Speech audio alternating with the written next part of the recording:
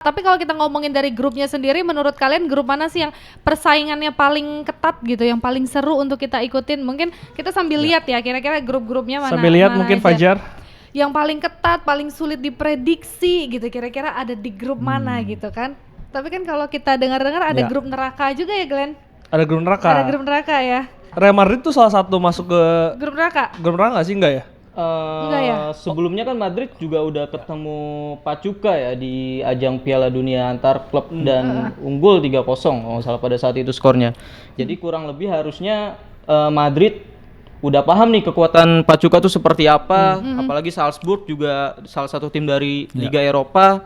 Mungkin Al Hilal nih, takutnya Madridnya kepleset di Al Hilal karena kedua tim kan memang nggak pernah ketemu. Iya, nggak pernah Belum ketemu ya? sejauh ini nih, apalagi Al Hilal juga dari Asia gitu kan. Jadi kalau kita lihat dari grup B mungkin ya, B kan ini PSG, Atletico juga lumayan, City dan Juventus juga ketemu di grup G. Mungkin ini Gue Bang Firzi? sih grup C sih, karena menarik. Oh, Bayern grup C ketemu Boca ya, Boca ketemu Benfica tuh menurut gue seru banget.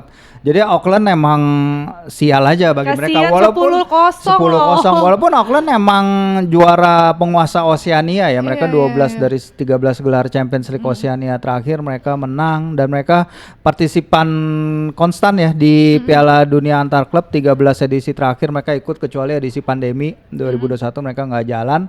Tapi ya part timer kan, kipernya aja tuh apa, pekerja di gudang farmaseutika gitu kan. Iya, gudang obat-obatan gitu. Jadi mereka harus ngambil cuti, pelatih mereka yang utama aja nggak ikut, dentist dia, dokter gigi nggak bisa, dia nggak bisa berangkat dari New Zealand. Beberapa pemain inti juga nggak dapet cuti dari kerjaannya sehingga mereka nggak bisa ikut. Tapi the chance untuk bisa bertemu Benfica, Boca Juniors, Bayern itu kesempatan sekali seumur hidup bagi kipernya. Kipernya mengatakan itu ya, walaupun dia kalah 10-0, dan respectnya buat Kompany ya dan Bayern Munchen, mereka nurunin pemain inti loh. Kirain pemain-pemain muda eksperimen, kagak lah. Berarti serius dong mereka. Sampai gol terakhir Thomas Muller aja masih ngerayain, kayak tepok-tepok di antara mereka, high five.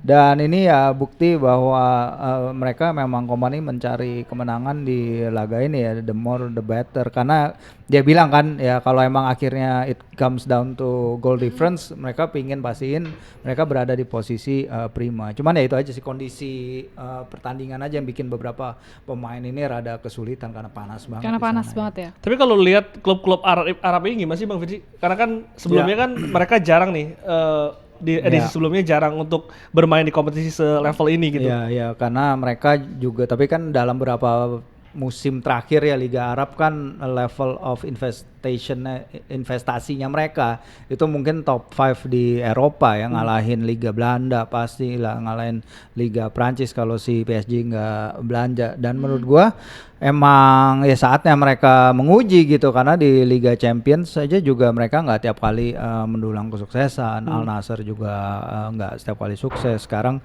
kita lihat mereka grupnya siapa aja sih, kalau si tim-tim itu Dortmund, Plaza Ulsan, tidak si Urawa Reds ya kalau dari Jepang ya.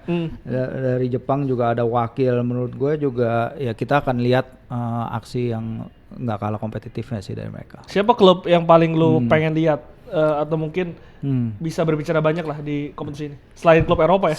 Selain klub Eropa tentu pasti. Kita kemarin ya kayak tadi Palmeiras seru, tapi gue pengen lihat Boca juga. Boca kan dalam beberapa tahun terakhir, River juga ada kan, River juga main kan ya, River lawan Inter kan. Sayangnya memang si siapa udah dibeli ya? Mas Tantuono itu kan wonderkidnya udah dibeli sama Real Madrid ya. Dia udah masih bisa main nggak sih? Masih bisa main di River ya? Masih bisa main di River. Dan ya itu sih yang benar-benar nama yang menarik perhatian ya, karena dia mecahin rekor gol termudanya juga si Javier Saviola di River. Dan menurut gue juga akan jadi talent bagus untuk masa depan. Oke, tapi kalau peluang Madrid gimana nih sebagai raja Eropa di kompetisi ini? Kalau melihat peluang sih mungkin di fase grup bisa dibilang secara peta kekuatan ataupun skuad aman ya Madrid gitu. Cuma di fase gugur mungkin pesaingnya agak sedikit berat kan, karena di situ kan ada PSG juara Champions League, terus ada Inter, ada Man City yang juga baru menambah kekuatannya nih. Nah bisa dibilang kita Madrid sendiri tuh mungkin perlu adaptasi juga dengan pelatih baru Xabi Alonso kan. Terus ada beberapa pemain baru yang juga baru masuk gitu.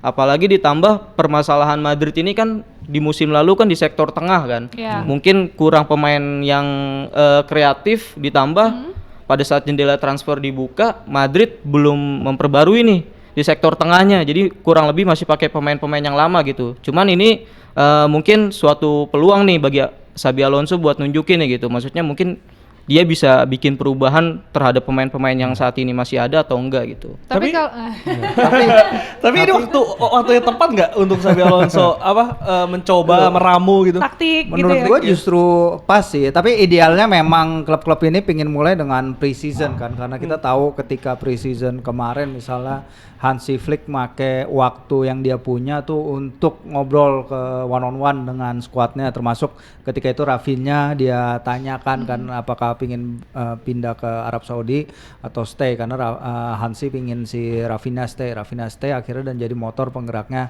Barca. Dan ketika itu pre-seasonnya Barca tuh benar-benar untuk ningkatin kekuatan fisik para pemainnya gitu, jadi dipakai untuk menggunakan itu. Tapi kalau di sini mereka akan menghadapi at least berapa 3 game, kalau misalnya lolos 4-5 ya untuk Madrid harapannya mungkin 7 pertandingan ya semifinal at least.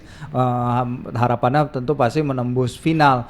Sehingga ya kalau waktu yang nggak dipakai di lapangan latihan ya at least dia bisa langsung pakai di game situation yang juga kalau kita lihat yang diturunkan memang Paris saja nurunin timnya serius. Semua tim di sini sejauh ini emang ngejar hasil-hasil yang maksimal gitu, dan ini menyegarkan kalau emang bisa terus kayak gini sepanjang turnamen ya. Walaupun kita nggak tahu kan nanti mungkin di pertandingan-pertandingan berikutnya lebih banyak kesempatan bagi pemain muda turun. Tapi gitu.